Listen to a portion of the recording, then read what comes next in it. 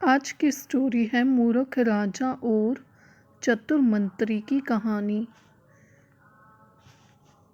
कई सालों पहले नदी के किनारे पर एक दियतस नामक नगरी हुआ करती थी।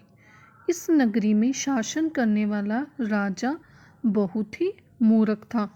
वहीं राजा का मंत्री बहुत चतुर था। एक दिन शाम के समय राजा और मंत्री दोनों नदी किनारे टहलते हुए शाम का आनंद ले रहे थे। तभी राजा ने मंत्री से एक सवाल पूछा, क्या तुम बता सकते हो कि यह नदी किस दिशा में और कहाँ तक बहकर जाती है?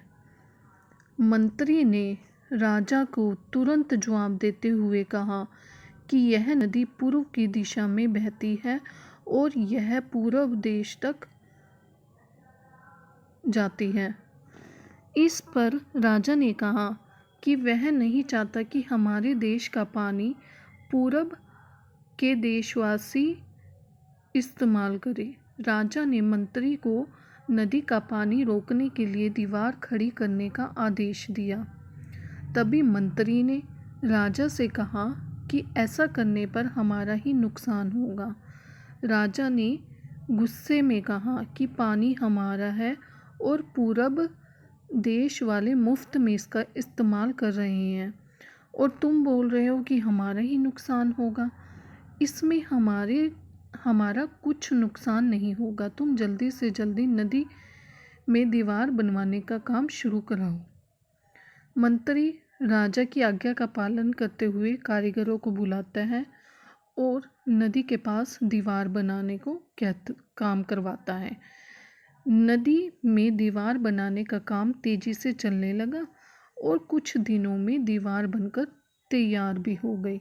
यह देखकर राजा बहुत प्रसन्न हुआ, परंतु उनकी मूर्खता के कारण कुछ दिन बाद जब बारिश का मौसम आया तो नदी का पानी पूरे गांव में भरने लगता है। धीरे धीरे पानी लोगों के घरों में भी घुसना शुरू हो गया। इससे परेशान होकर सारे नगरवासी एकत्रित होकर मंत्री के पास जाते हैं। मंत्री उन्हें आश्वासन देता है कि वह इस समस्या का हल ढूंढ निकालेगा।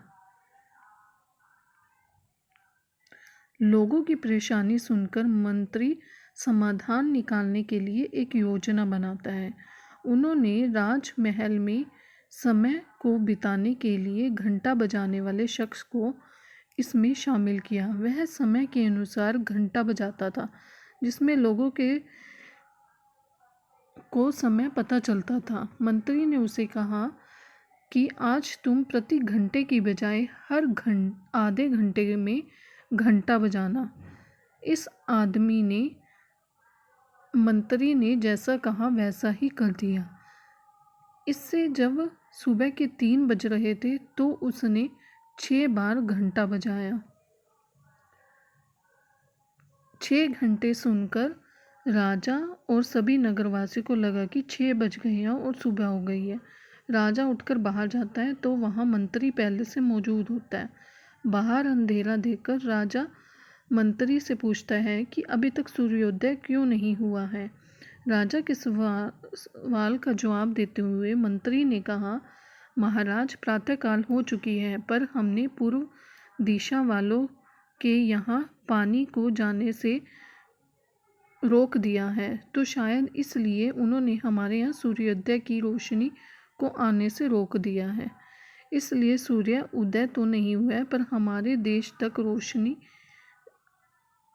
नहीं पहुंची है। ऐसा लग रहा है कि अब हमारे देश में सूरज की रोशनी कभी नहीं पहुंच पाएगी। यह सुनकर राजा चिंतित में पड़ गया और मंत्री से पूछता है कि क्या इसका कोई उपाय है।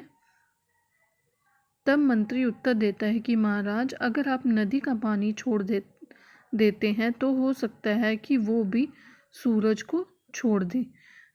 इससे राज्य में फिर से रोशनी आ जाएगी। राजा मंत्री को तुरंत नदी की दीवार तोड़वाने का आदेश देता है।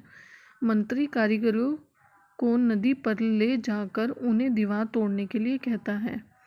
कुछ घंटों में कारीगरों ने दीवार गिरा दी। तब तक सूरज के निकलने का भी समय हो गया था। सूर्योदय हो गया। सूर्य की लालिमा देखकर राजा बहुत खुश हुआ और मंत्री को इनाम देने की घोषणा की। राजा ने मंत्री की तारीफ करते हुए कहा कि तुम्हारे कारण हमारे राज्य में फिर से सूर्य उदय हुआ है और तुमने हमारे राज्य को अंधकार से बचाया है। इसके बाद मंत्री कहता कि महाराज, यह तो राज्य के लिए प्रति मेरा फर्ज है। मोरल ऑफ दिस स्टोरी, कभी भी दूसरों का बुरा नहीं करना चाहिए और न ही उनकी तरक्की देखकर उनसे जलन की भावना रखनी चाहिए।